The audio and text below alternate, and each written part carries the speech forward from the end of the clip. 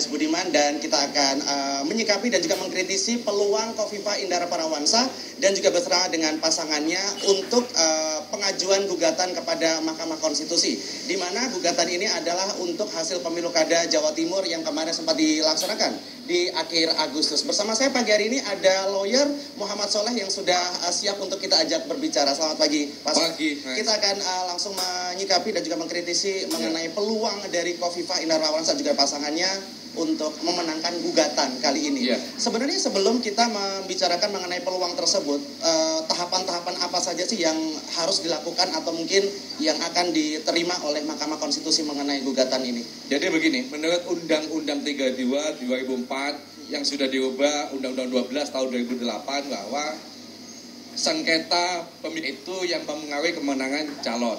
Tetapi ada beberapa putusan-putusan Mahkamah Konstitusi yang bersifat progresif, di mana tidak hanya selisih suara yang bisa digugat, tetapi juga ada pelanggaran-pelanggaran kecurangan di dalam pemilu kada, ada juga pasangan calon yang dia bukan pasangan yang ditetapkan oleh KPU, tapi punya hak untuk mengajukan gugatan di MK.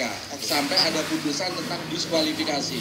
Jadi MK melihat kalau ada yang curangnya begitu besar, tidak perlu ada pemilu kada ulang, yang menang dicoret, yang nomor 2 ditetapkan sebagai pemenang kan gitu. Ini yang sekarang diminta oleh Khofifah. Nah, terkait dengan kasus ini, siapapun calon yang merasa tidak puas dengan hasil pemilu yang dianggap tidak jurdil, terus tidak ada asas transparansi, keterbukaannya tidak ada, dia punya hak. Nah, Khofifah melakukan upaya seperti itu kan itu. Ya dia punya hak, tetapi kan begini. Siapapun ketika dia punya hak, maka harus bisa dinilai apakah hak yang digunakan itu betul-betul memenuhi kriteria kecurangan. Nah, di dalam putusan MK tentang Pilgub Jatim 5 tahun yang lalu, ada 3 kriteria yang kemungkinan gugatan itu bisa dikabulkan. Pertama, ada kecurangan yang sistematis. Ada kecurangan yang bersifat struktural, ada kecurangan yang bersifat masif. Artinya terjadinya misalkan di 38 kabupaten kota, hampir menyeluruh itu terjadi kecurangan. Maka mau tidak mau pasti MK akan mengabulkan gugatan itu. Kalau kita tarik ulur mundur ke 5 tahun ke belakang, di mana gugatan Khofifah terhadap hasil pemilu kada Jatim sempat dipenuhi oleh MK untuk diadakan pemilu ulang atau mungkin putaran kedua. Kira-kira potensi Khofifah kali ini apakah masih bisa memenangkan gugatan kali ini atau gimana kalau versi Anda sendiri? Kalau apakah bicara peluang ini bisa dikabulkan atau tidak, saya ingin mereview dulu begini. 5 tahun yang lalu itu ada beberapa kabupaten kota yang dikabulkan oleh Mahkamah Konstitusi. Tidak secara keseluruhan, tidak total.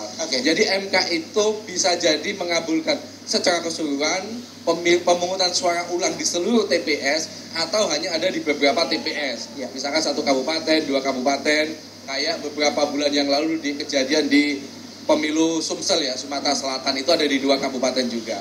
Nah, untuk yang sekarang ini tinggal bagaimana Khofifah ini tim hukumnya mampu tidak meyakinkan MK bahwa ada kecurangan yang bersifat massal tadi itu, masif kan itu. Ada kecurangan yang sistematis itu berulang-ulang, kan?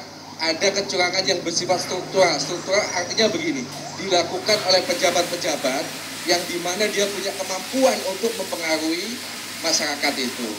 Contoh begini, sekarang ini ada tujuan dana 4, sekian triliun bansos yang dilakukan oleh Pak D untuk mempengaruhi kemenangan itu. Ini tujuannya kan itu. Istilahnya mereka itu doping kan gitu. Nah, bagaimana lawyer ini mampu meyakinkan bahwa 4, sekian triliun itu betul-betul bisa mempengaruhi calon. Misalkan ketika pembagian kepada masyarakat dengan janji-janji tertentu, ente kalau nyoblos Pak Dik, saya kasih sumbangan, saya kasih bantuan. Kalau tidak akan. Ini termasuk money politik itu tadi ya? Iya. Tetapi pertanyaannya harus diyakinkan itu dulu. Apakah memang bansos itu untuk keseluruhan masyarakat tanpa kepentingan politik tertentu atau ada kepentingan politik tertentu?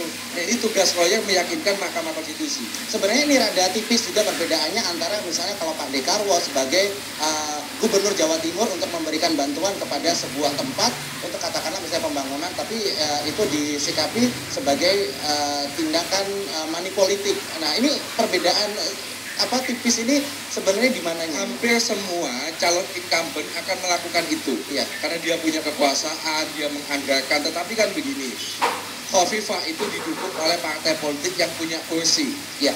Mestinya kalau ada dana sekian triliun digunakan alat politik tertentu, sebelum pilkada mereka sudah bisa protes di DPRD. Wong mereka itu ikut menggedok anggaran. Jangan-jangan dana bansos itu juga termasuk Jasmas.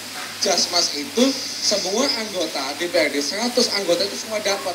Tidak terkecuali teman-teman dari PKB. Nah kalau itu benar-benar dapat, bagaimana bisa dikatakan dana 4, sekian triliun ini untuk kepentingan Pak Dem murni? Iya. Toh semua partai politik juga menikmati kan gitu. Iya, intinya minggu ini akan dilaksanakan untuk sidang